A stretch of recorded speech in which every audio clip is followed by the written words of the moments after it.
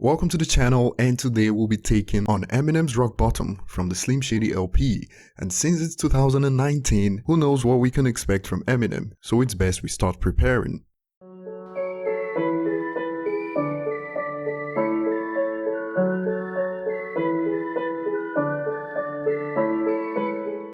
Today we'll be taking on this masterpiece that centers on poverty and the struggles of parenting when you don't have your finances in check. And as always, before we get started, remember to subscribe if you haven't and turn on notifications. From the get-go, Eminem doesn't hesitate to tell us who this song is dedicated to, and Eminem starts this with the mighty impressive multi-syllable rhyme scheme. I feel like I'm walking a tightrope without a circus net. Popping Percocet, I'm a nervous wreck. Eminem was in poverty when he wrote this song and had just got fired a few days before Christmas and his daughter's birthday. And walking a rope without a circus net is simply a metaphor Eminem uses to describe how he tried to maintain balance in life without hope of making it out in poverty. Falling at this point will ultimately lead to giving up in life literally, and popping Percocet is Eminem turning to drugs to cope with stress, although many younger hip-hop fans will remember Percocets from Future's 2017 hit Mask Off. If you want to really know if someone is nice, see how they treat people that they believe can't contribute to their life, and ultimately many people with better economic status treat people they believe to be below them less humanely. Eminem was broke, of course he was gonna run into more people like this. I deserve respect, but I work a sweat for this worthless check. I'm about to burst this tech and somebody to reverse this debt. Society doesn't care about why you're broke, you're just broke. And Chris Rock said this best: a broke man is like a broke hand, can't do nothing with it. So you're viewed as a useless waste of space. And tech in that bar refers to a Tech 9 semi-automatic handgun, and Eminem is suggesting that being broke is making him think of robbing someone at gunpoint. Minimum wage at the time the song was recorded was around $5.14 an hour in the state of Michigan, and somehow Eminem still got fired. This is the life when you're at the bottom of the barrel, and best believe someone was waiting in line to take that job as soon as Eminem got fired. Minimum wage got my adrenaline caged, full of venom and rage, especially when I'm engaged. Of course, with earnings of $5 an hour, you're not gonna be the best behaved citizen. And being engaged at that time wouldn't have been easy for someone in financial crisis. Eminem has made songs about motivation and all that, but this is also one bit of lesson fans should learn from Eminem. Sort out your finances before getting a kid or thinking of getting married, or else this song will be your life story, but probably without the happy ending of getting signed and making millions. My daughter's down to her last diaper, it's got my ass hyper. I pray that God answers, maybe I'll ask nicer. It was at this point in the song that listeners realized that the person rapping is not only struggling financially, but also has a kid to take care of. And in 1999, since Eminem wasn't the worldwide star we know today, this beat of the song was bound to trigger emotions from listeners. And the bar about "maybe I'll ask nicer" shows you how desperate Eminem was at that time he wrote this song. Even people who aren't religious look for some divine intervention when they hit rock bottom. And if you've ever been in a situation where you're running out of hope, I'm sure you've done the same, religious or not. Eminem had been active since 1988, so of course he would have seen the careers of other rappers take off in less time, while in 1997 he was still struggling financially.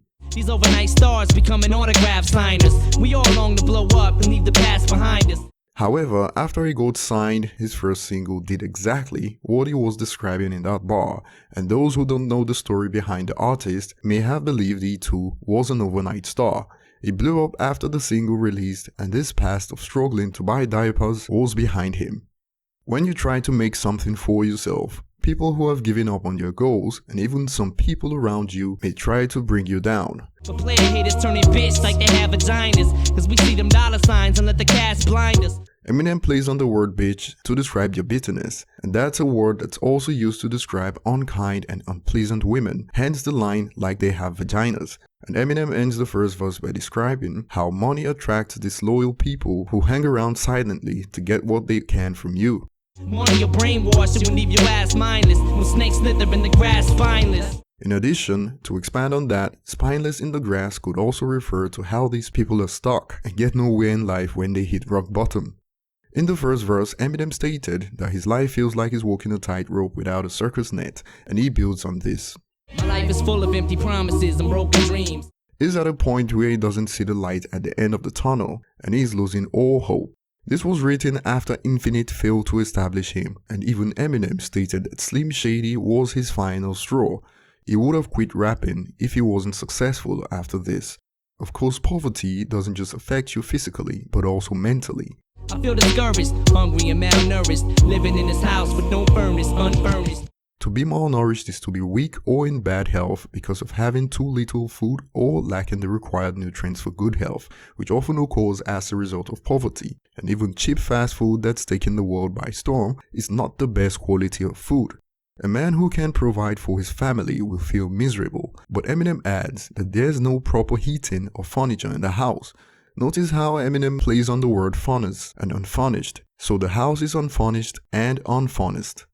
A minimum wage job is not where anyone should expect that they are valued, and these jobs often get you nowhere. That's why they are described as dead-end jobs. But what's worse is that Eminem even struggled to keep these lame jobs. And I'm tired of being hired and fired the same day, but fuck it, if you know the rules to the game, play.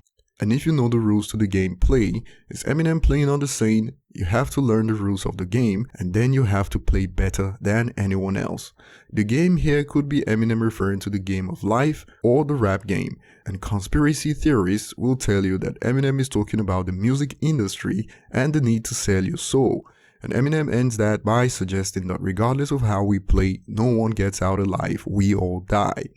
Not everyone gets to make it in life, and in the rap game for instance, if you don't make it, you end up watching from the sidelines like every other fan.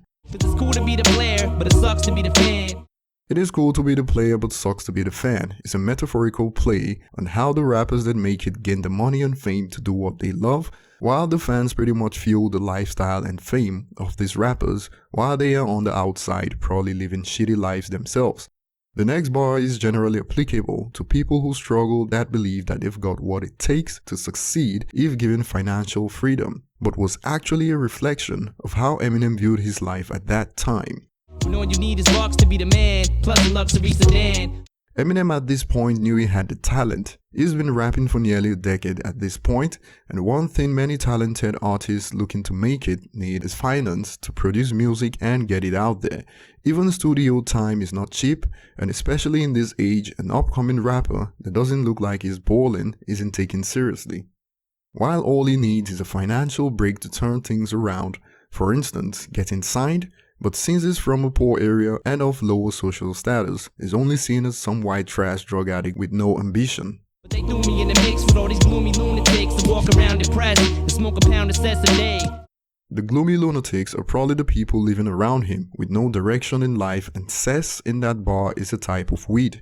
The problems and struggles only pile up every day, and when you live paycheck to paycheck, time flies and it's like you sleep and wake up and next month's rent is due. You've got more bills to pay and overall debt increases, and Eminem cleverly summarizes this feeling as, yesterday went by so quick it seems like it was just today.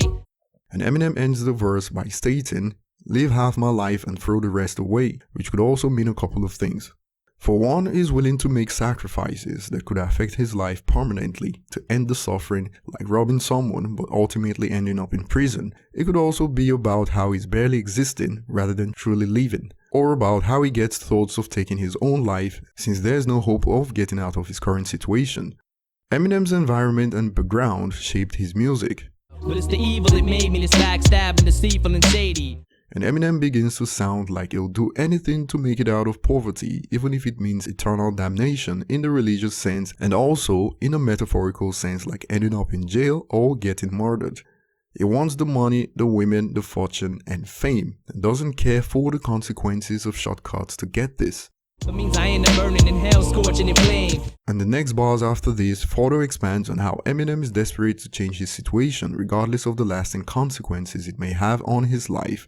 It is quite ironic because Eminem has said that he feels trapped by fame, so what he always wanted is now figuratively his hell. Now in the song, Eminem has decided to transfer his financial problems to his neighbors as now they have to worry about getting robbed. I got problems, now everybody on my block's got them. I'm screaming like them two cops when Tupac shot him. And Eminem references the Tupac incident, when a shootout took place between Tupac and off-duty cops who were racially profiling a black driver and drew their guns when Pac confronted them. His actions are motivated by his need to provide for his daughter, which pushes him to armed robbery. And this is also a metaphor for how Eminem intended to break into the music industry. His shady persona was a shortcut into the limelight, but with lasting consequences, like how armed robbery could solve financial struggles but also carry lasting consequences like ending up in jail. The whole metaphor linking his life struggles and his struggles to break out in hip-hop is further established with this at the end. Cause I ain't never went gold off one song. I'm running up on someone's lawn with guns drawn. In 1997, when this was written, Eminem, just like everyone else, couldn't see into the future, and going gold with one song at that time seemed like a dream that was just that, a dream. But now he's even had a couple of diamond songs and albums, which just shows how things can turn around in life. In fact, the whole final verse could be an extended metaphor for what Eminem had to become to make it in hip-hop. This is one of my all-time favorite songs across all genres of music, not just hip-hop, and I'd like to know your thoughts about this song in the comment section below. Thanks for watching and remember to subscribe if you haven't.